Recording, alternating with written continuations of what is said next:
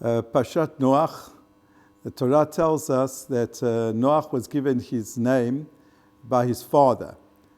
And when he was born, the father said that that the word Noach, which means rest, that his son would bring rest and respite and comfort to the world at large, because the world was suffering as a result of God cursing the land, that it wouldn't be so productive. And when he called him Noach, he said that now there'll be a child who will bring some sort of respite to the world, because this person is going to change, and so to speak, change the curse that God had wrought on the land. And the Zohar asks, how did the son know? How did the father know? How did Lamech know that Noach was the person who was going to bring respite to the world?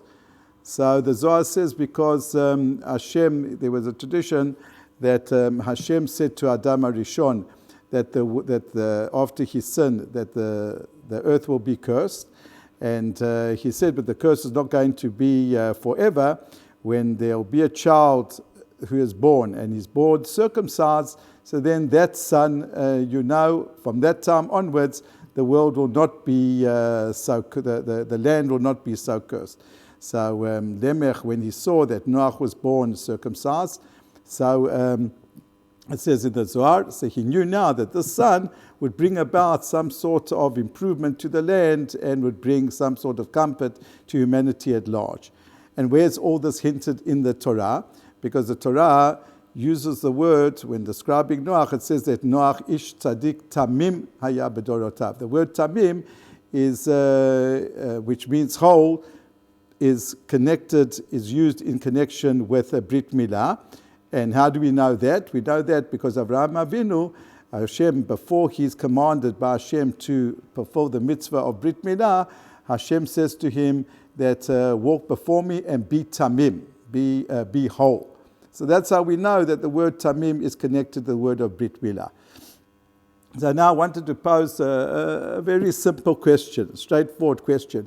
If Noach was a person who was so great that he was born already tamim, he was already born circumcised, and yet Avraham Avinu was a person who was not born circumcised, and only mamash towards the end of his life, when he was 100, so that's when he was commanded to do Brit Milah.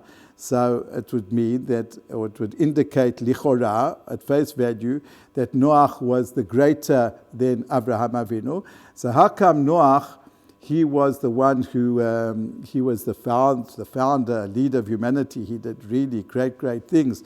The whole of the world actually owes its existence in a way to Noach, because he was the only survivor after the Mabul.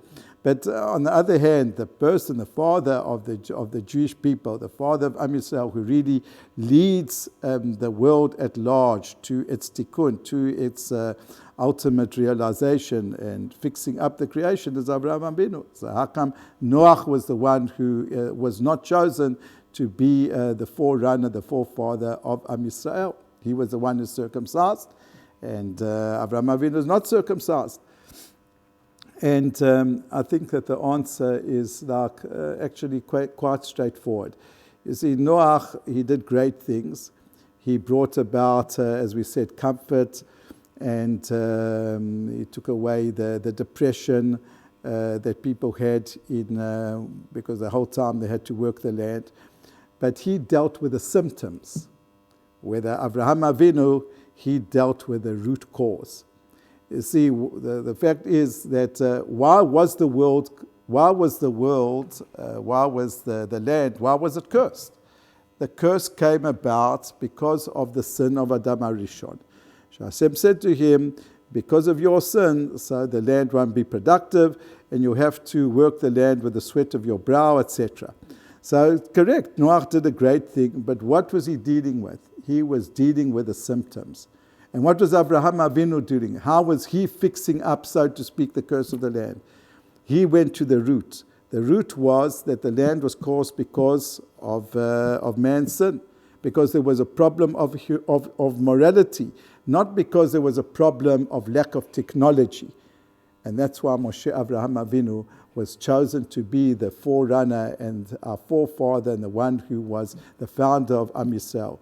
Because Am Yisrael's tafkid, its whole function is to deal with the root causes, to bring the people, the Jewish people, and through the Jewish people to the world at large, to have a moral, ethical, spiritual life. And then, as is written in Parshat Bechukotai, Hashem says that when the Jewish people realize their destiny, then all the material blessings, not just only the spiritual, but all the material blessings of abundance, of productivity, of having a wealthy material life, they'll all be realized. So Noach was successful. He did bring about a certain amount of respite.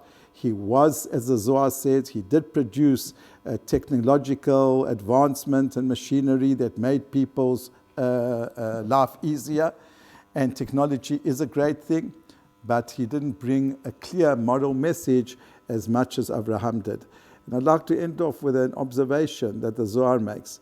And that is that, look at the irony. Noach brought about respite. He brought about technological achievement, which does a lot for our lives. And it's in that technological era, which Noach again created, that's when the Mabul took place. He brought about luxury. He brought about the greatest gift which technology can give us, is that it can afford us extra time. But the question is, what do people do with that extra time? And in the time of Noach, that extra time led to depravity, because there was no guide of how to use that time. And that's why we had to wait to to Abraham Avinu, who gave us clear moral direction. He gave us Torah according to his way. Obviously, it was later on given and expanded at Har Sinai.